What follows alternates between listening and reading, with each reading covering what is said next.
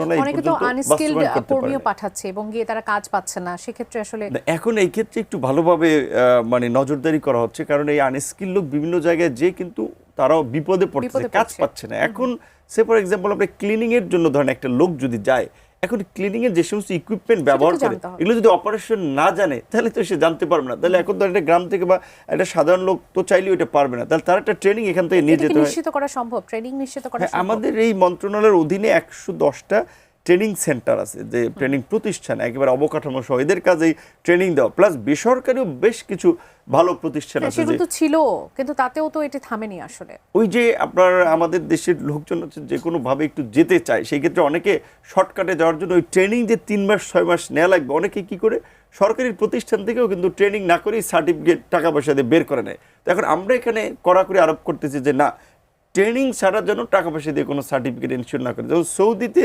যারা যায় তাদের এখানে এই আপনার এসবিপি বলে এটাকে, স্কিল ভেরিফাইড প্রোগ্রাম, যে এখানে সিসি ক্যামেরা থাকে, ওখানে ওদের টিম থাকে, ওরা এখানে দেখে। ধরেন যারা লোড আনলোড করতে যাবে, আচ্ছা তারা এইটা পোর্টে কাজ করার ক্ষেত্রে তাদের নিরাপত্তা কী ধরনের ব্যবস্থা এটা তারা জানতেছে কিনা ওরা দেখতেছে।